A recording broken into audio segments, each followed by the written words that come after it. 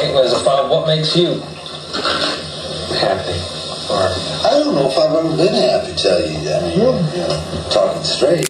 You know, I don't know. I mean, happy. I mean, I don't consider myself happy. Well, I don't consider myself unhappy. But I don't never thought of life in terms of happiness and unhappiness. It just never occurred to me. think of it in terms of growth? No, never thinks in terms of growth. I'll tell you what I do though think of. I do think though is that you never stop at anywhere. There's no place to stop at. You know, them places at the side of the road you can stop, they're just an illusion. Road goes on. Yeah, you got to get back on the road. And that's all them places to stop are. Right? That's all they are. I mean, you may want to stop, you know, but you can't stay there. Oops. Have you... Oh, heavens.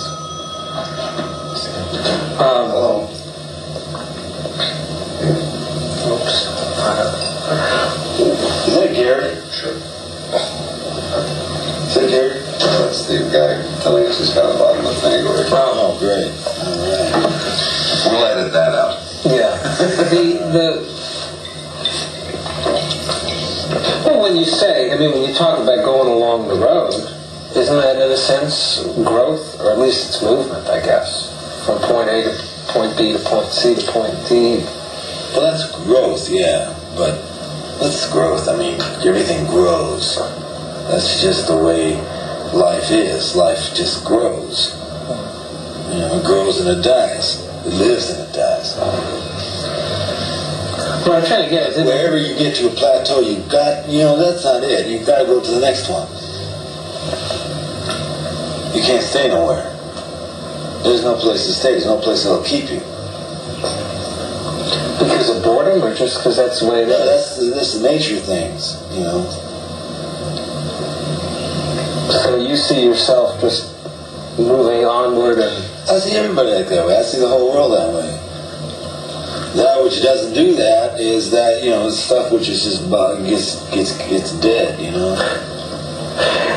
You almost, those that not, what is that line? Those that are not busy being born or busy dying. I mean, that's... What a line. Somebody wrote that one. But I mean, you know, that is the kind of... Classic line, that. Do you have, or I'm not going to ask you which ones, but I mean, are there things where you sometimes look back and say, Jesus, boy, that was a good one? Oh, yeah. I look at those, the songs you're talking about. I look at those songs. I can't write those songs today. I couldn't write those songs. No way. I looked at those songs, because I sing them all the time. You wonder where it came from? I wonder, not only wonder where it came from, I wonder how it even came, or what, yeah, where it came from, how it's constructed. You know, most of those songs I look at that way. Even the simplest songs, if I look at that way, I couldn't do that now. And I don't even try, you know. I'd be a fool to try. I mean, there's no way you could try. I think there's a lot of good songwriters, though. What I've done all alone, you know.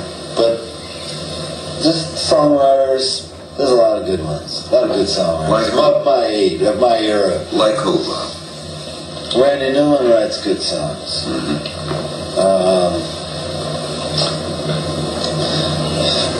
Paul Simon's written some good songs. I think America's a good song. You know, I think The Boxer is a good song. I think Bridge Over Troubled Water is an excellent song. I mean, you know, I think he's written a lot of bad songs too, but everybody's written bad songs. Let's see, who do I think is good? Because some of the Nashville stuff, Shel Silverstein writes great songs. You know? Really. Yeah, he's like one of my favorite songwriters. How about among the young songwriters? For example, Rodney Crowell.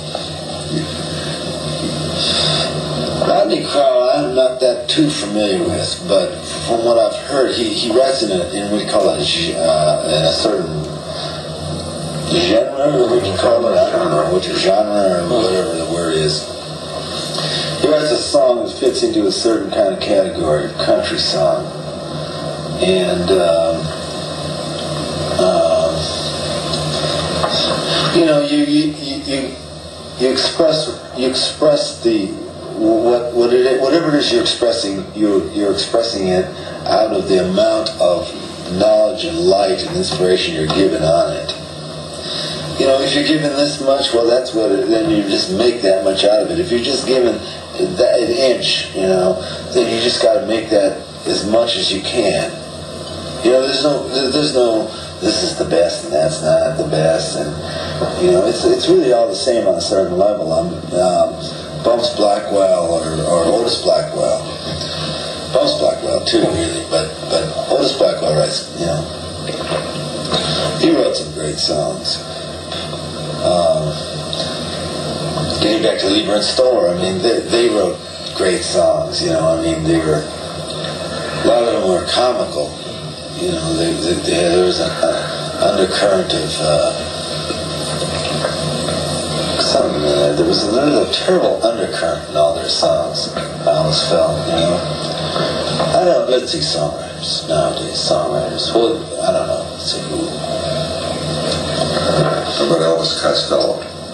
He writes good songs. You mentioned America. I'm thinking not so much the song, but the country. You traveled around the world. Is this a country? Every day I read the book. Or Pump It Up. Yeah.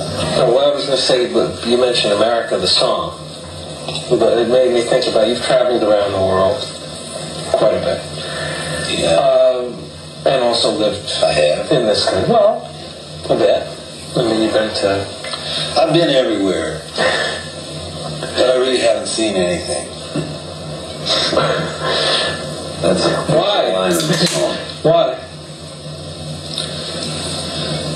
Why? Because I go in on the back of a bus and I go out on the back of the bus. You know, I was going to ask you earlier, when you make a tour like the European tour and you go to cities like Barcelona and Rome, do you get a chance to see the cities at all? Yeah, you do, but I mean, I was there 20 years ago and I saw just as much then, you know.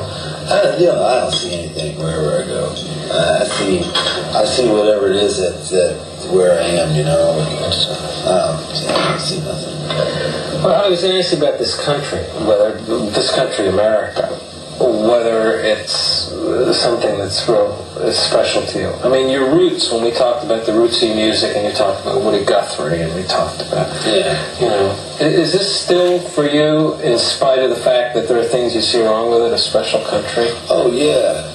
I mean, it's the last hope of freedom, you know, and the only hope, you know,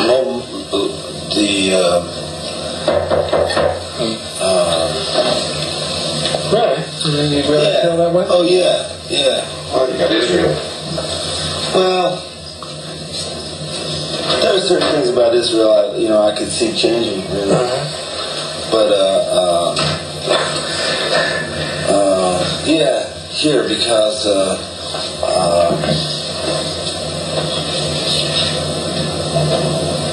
well, first of all, I mean, I'm familiar with it. You know, and,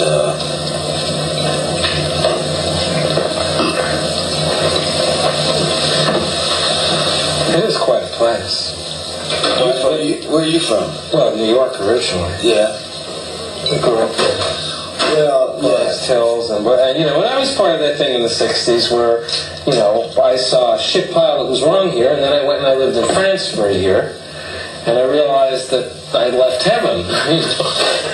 yeah. This you're saying to me is I'm about to move to England, huh? Well, no, I said France. But I mean, it's interesting because there was a rap that was put on a lot of people in the 60s, and then even in the 70s, who found things to be critical about with this country. People thought, well, they don't love America, you know, or whatever. But I guess that's why I asked. Well, what's wrong with America really is, I mean, there's things wrong with everywhere, really, and there's things right with everywhere, you know. But one of the things which probably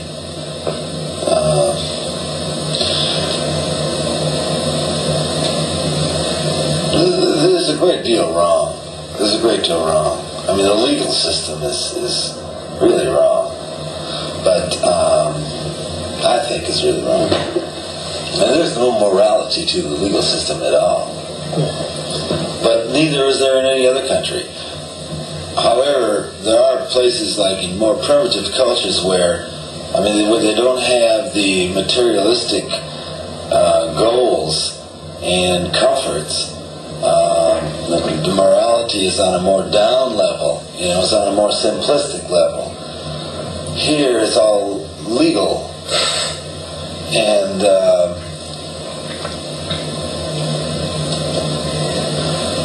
for instance, there's a law, you know, there's a commandment. You know, like America prides itself on Christian Judaic philosophy, what have you, you know. But there's a few basic commandments which are really righteously wrong.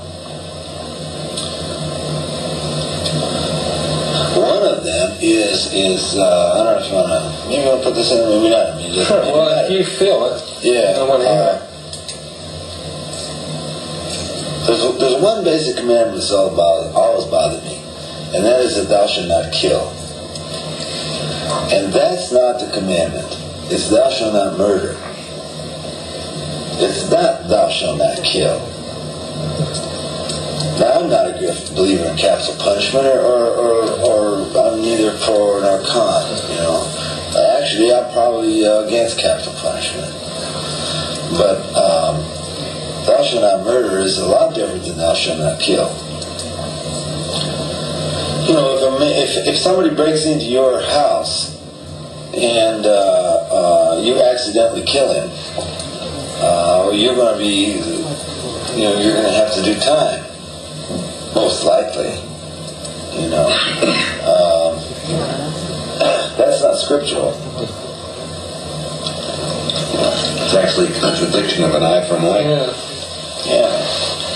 It's interesting. There was a line. Or if somebody comes and rapes your wife, and you just happen to have a pistol at the time, you know, and accidentally shoot him, you most likely will do time also.